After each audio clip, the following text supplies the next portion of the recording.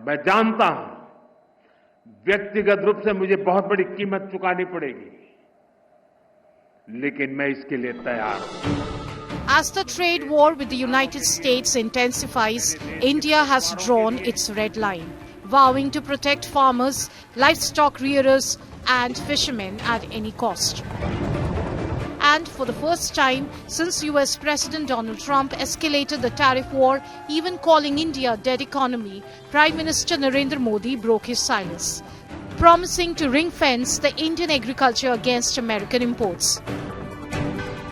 हमारे लिए अपने किसानों का हित सर्वोच्च प्राथमिकता है। भारत अपने किसानों के, पशुपालकों के और मछुआरे भाई बहनों के हितों के साथ कभी भी समझौता नहीं करेगा। और मैं जानता हूं व्यक्तिगत रूप से मुझे बहुत बड़ी कीमत चुकानी पड़ेगी, लेकिन मैं इसके लिए तैयार हूं। The statement comes just hours after Trump signed an executive order imposing 25% additional tariffs on Indian goods as a penalty for buying crude oil from Russia. Trump's latest decision takes the total tariff on India to 50%, one of the highest globally, matched only by Brazil. The fact that India is the Maharaja of tariffs. It's the highest tariffs in the world, charging on American products, and it's got high non-tariff barriers, so we can't get our products in. So we send a lot of dollars overseas to India to buy their products in an unfair trade environment. India then uses American dollars to buy Russian oil.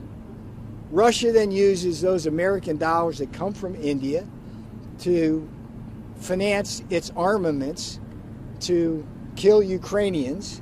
And then American taxpayers are then called upon to pay for the weapons that have to defend Ukraine against Russian armaments paid for by American dollars that came from India. That's got to stop. For the industry, the tariffs are a burden they must prepare for.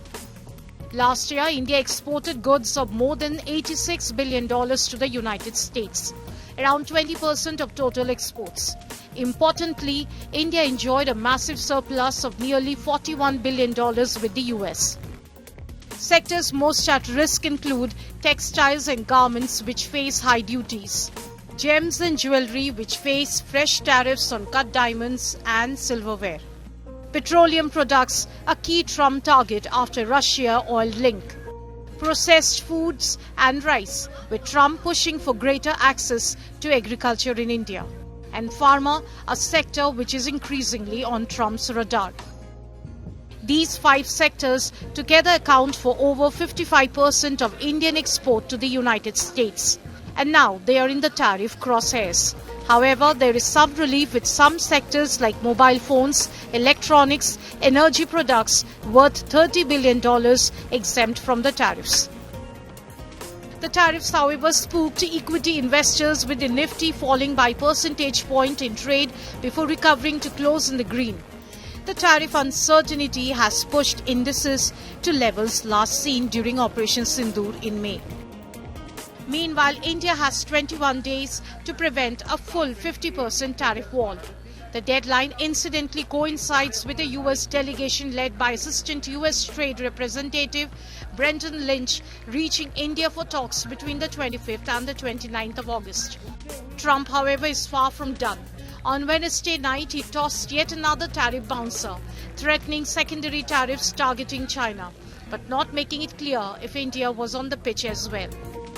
With exports, GDP and millions of livelihood at stake, the next 3 weeks could define India's global trade position for years. And as Prime Minister Modi made it clear this morning, it is no longer just policy, it is personal.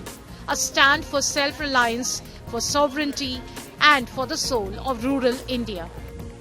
Bureau Report, Business Today Television.